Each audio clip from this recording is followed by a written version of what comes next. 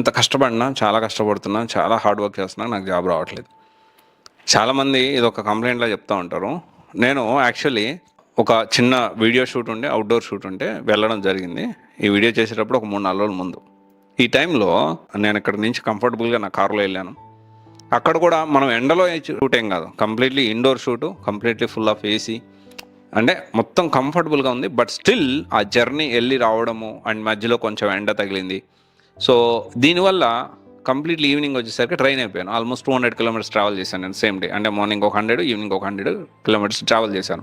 At the same time, same day రోజు ఆ ఎండ ఎంతలా ఉందంటే, మనం ఇప్పుడు చూసాం కదా, చాలా ఎండగా ఉంది కదా! ఇప్పుడు చాలా ఎక్కువ ఎండలున్నాయి. And at the same time సాయంత్రం వచ్చినాక చాలా అలసిపోయాను. అలసిపోయిన తర్వాత అరే! ఎంత కష్టమా? ఇంకొక పాయింట్‌లో రోడ్ సైడ్ ఈ జర్నీలో అంటే ఎళ్ళొచ్చాను కదా! 100 కిలోమీటర్స్ వెళ్ళి 100 కిలోమీటర్స్ వచ్చాను కదా! ఈ ప్రాసెస్‌లో డెలివరీ బాయ్స్ పరిస్థితి ఏంటి? రోడ్ సైడ్ పక్కనే ఉండి ఈ అమ్ముకుంటారు కదా! రోడ్ సైడ్ పక్కన చిన్న చిన్న ఏదో ఒకటి పెట్టి అమ్ముకుంటా ఉంటారు.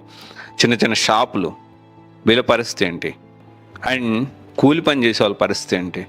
అండ్ ఇంకా చాలా ఉన్నారు. ఆటో డ్రైవ్ చేసే వాళ్ళ పరిస్థితి ఏంటి? ర్యాపిడో డ్రైవ్ చేసే వాళ్ళ పరిస్థితి ఏంటి? ఇక్కడ మనం అర్థం చేసుకోవాల్సిన విషయం ఏంటి అంటే, నేను ఎంత కష్టపడినా జాబ్ రావట్లేదు అంటే, ఎలా కష్టపడాలో అంటే ఎలాంటి స్టెప్స్ తీసుకొని ముందుకెళ్ళాలో ఆలోచించాలి కానీ, ఎంత కష్టపడినా జాబ్ రావట్లేదన్నా వేస్ట్, నేను ఊరికి వెళ్ళిపోతా, లేకపోతే చాలా ఆశలతోటి హైదరాబాద్ వచ్చిన, లేకపోతే ఒక ఇన్స్టిట్యూట్ ఏదో నాకు సరిగ్గా క్లాసులు చెప్పలేదు, నా వల్ల కాదు, నేను ఇంటికి వెళ్ళిపోతా, ఇలాంటి మాటలు అవసరం లేదబ్బా.